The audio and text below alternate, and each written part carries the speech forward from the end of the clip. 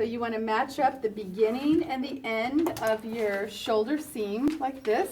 So the two on the left will have to be re-threaded through the needle, but the two on the right don't need to be. They can just go straight. Do this surgeon bend shoulder. Oh, my crooked cutting. Okay, so what you're going to do is, so you will need to do this today, is you need to measure the length of your shoulder. So do you see how I'm measuring from one end to the other? Mm-hmm. And then you're going to cut exactly that measurement. Is this surgeon bend? This is, this whole technique is the surgeon bend.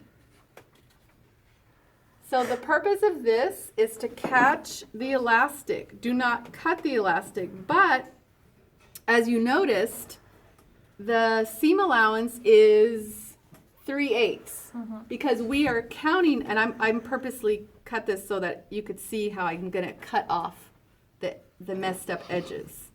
Can you see how I'm going to cut? Maybe your knit is difficult to cut, or you, oops, did I not catch it? No, oh well, I'll clean it up. And then, and now notice I'm not stretching the elastic. I'm letting the elastic glide along there. So do you see how the elastic is caught inside the serger? Mm-hmm. Okay, let's do the other side. So you just sit it on the edge and run it through? Don't put it on the edge. You want to cut off a little piece of your edge. So if you look on the board, so the reason you have a 3/8 inch seam allowance is because we want you to cut off a little 1/4 of an inch. Because has anybody serged before and had a hole, not a hole, but like a missed part that you didn't sew? Mm-hmm. Okay, so again, I'm going to cut the length of my seam. You know, this one's tough because you don't really want to put pins in a serger. Oh, I need to go get these sharpened. Okay, so I do want to cut off some of this. So do you see how I made one of my edges all jangled out and the other one's straight? Because I want to cut off that edge. So I'm going to pick this up. I'm going to smash it with the presser foot. And then I want to cut off, oh shoot, I didn't cut off enough, but I'll try here. And then cut off a little bit, and then run it through. Okay, and then leave it. You did it on the other end. It could kind of grip the skin and stay on the body. Like, you know how the low armholes were real popular? Yeah. As a designer, that might be a good thing for you to do, is to have it on the other side, and then it would stick to the skin. Yeah. I mean, actually would probably be appreciated. Okay, so I don't like to start in a bulky joint area like this, so I'm going to actually move it a little bit above that spot, just so that I don't have to start in an area like that. Okay, so remember, again, you want to cut off a little bit of the edge. Is it like a 4th or like an 8th or It's smaller? exactly a 4th. Okay. Yeah. And you want to, okay, this is where it gets a little bit technical here. So you don't want to leave this like floppy, but you don't want to pull it. So you just want to flatten it. I'll say that. I don't even want to say straighten it. And I'll show you, maybe I can do one part of it really pulled So too we're much. cutting off a 4th? You're cutting off a 4th, yeah. I mean, about a 4th. I think I'm doing like an 1/8 here, but. So do you see how it's being caught in here? I'm not even pulling it. And do you see how it's gathering? Can you imagine if I pulled it? Mm-hmm. So do not pull this. Do not pull it. It'll flatten out once we, there we go. So I made sure my seam allowance is pointing to the back. There it goes. You may want to think about which knit you choose for this technique, because if you have a very stretchy knit, this might be challenging. So you may want to consider which techniques you use. Actually, after you see all these techniques, we can go over which ones are. Okay, so leave a tail. Paige said to use the stretchiest fabric. And this is a serger edge. Serger edge finish. Yep. Serger edge finish. But yeah, it is just serger edge. I'm just so used to the serger edge finish. This is serger closed, and I can show you a serger. Oh, I'll show you in the next one that we do. I'll serger so you serger open as well. So do you see how the elastic is trapped inside there? And I didn't even pull it, and look how I gathered it. Do not pull it unless you're going for some style. But then that's getting into decorative, right? So you Well, just isn't that then we're finishing this surge and bend technique. So now it's so funny bending. It's kind of like a half roll, if that makes sense. So the surge and bend, after you surge with the elastic, then you bend it over and you stitch. Now you would never stitch in, let me show you where you're gonna stitch. You're not stitching obviously here, because what's gonna happen, it's just gonna uncurl. I would not even stitch in the middle because you don't have it at stable. I would be more towards the end. Like I would be maybe a 16th from the edge because that's going to stabilize all of this. an edge stitch? Edge stitch, yeah, which is a 16th from the edge. Yeah, but I don't think we can call this an edge stitch because it's in a neckline. So, but yes, but that technique, you got it. Okay, so let's try this. Oh, and there's no foot on there. This one, we don't go over to the cover stitch. For the first one, we want you to make up a cover stitch looking hem, but we want to challenge you. Maybe you want the double. This one, you must pin it.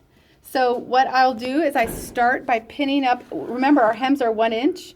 So pin up your side seams. Do you see how I'm aligning the seam, my side seam? So pin up your side seam, pin up your other side seam, and get a friend to help you if you have to. And don't pull it, straighten it. And then have somebody pin the middle. Pin the middle. So you pin the side seam, pin the middle. If you skip this step, I promise you, you will end up with this. That sideways pull like this. Have you ever seen that? Yeah. See? And wait till you do it with knits. So pin the side, ask somebody to pin the middle. And then if you have time, pin in between the middle and that point, and it'll really help. Okay, so 1 inch is marked on my machine, so I'm just going for it. So I'm going to do my first stitch. My first stitch I'm doing in the middle of the serger. And again, you don't want to pull this as you sew, but you also don't want it to be floppy. So you're sort of straightening it or flattening it as you sew. So I'm going to drop the stitch underneath. You wouldn't put it on top. So I'm just going to use the edge of the foot as my guide.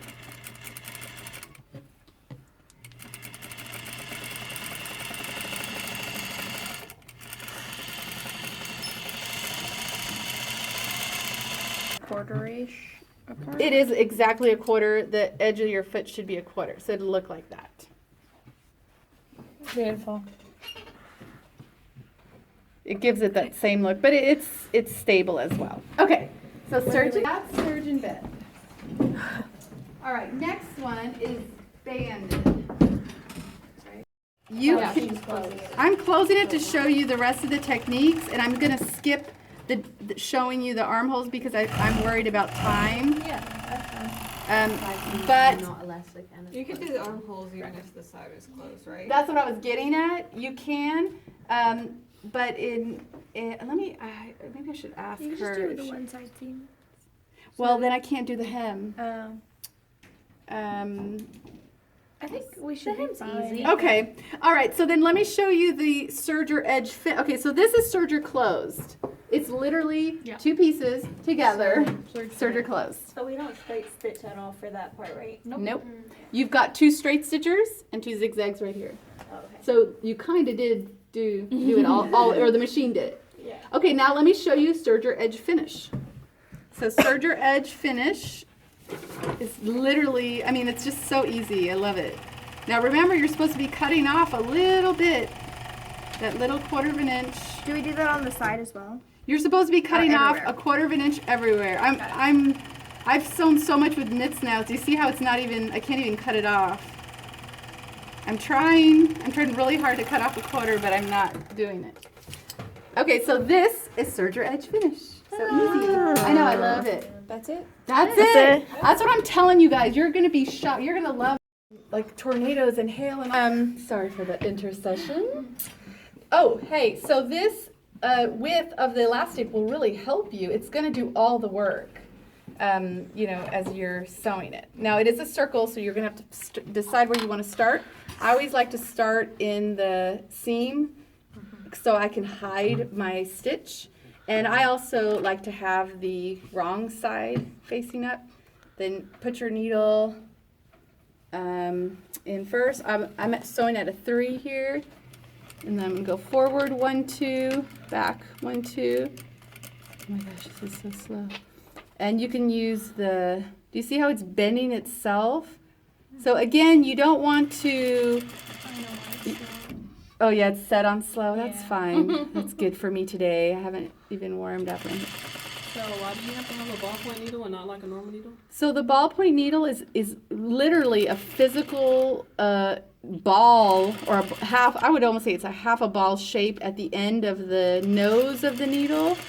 And what it does is, we don't go over to the cover stitch. For the first one, we want you to make up a cover stitch looking hem, but we want to challenge you. Maybe you want the double. This one, you must pin it. So what I'll do is I start by pinning up. Remember, our hems are 1 inch. So pin up your side seams. Do you see how I'm aligning the seam, my side seam? So pin up your side seam, pin up your other side seam, and get a friend to help you if you have to, and don't pull it, straighten it. And then have somebody pin the middle. Pin the middle. So you pin the side seam, pin the middle. If you skip this step, I promise you, you will end up with this. That sideways pull like this. Have you ever seen that? Yeah. See? And wait till you do it with knits. So pin the side, ask somebody to pin the middle. And then if you have time, pin in between the middle and that point, and it'll really help. Okay, so 1 inch is marked on my machine, so I'm just going for it. So I'm going to do my first stitch. My first stitch I'm doing in the middle of the serger. And again, you don't want to pull this as you sew, but you also don't want it to be floppy. So you're sort of straightening it or flattening it as you sew. So I'm going to drop the stitch underneath. You wouldn't put it on top. So I'm just going to use the edge of the foot as my guide.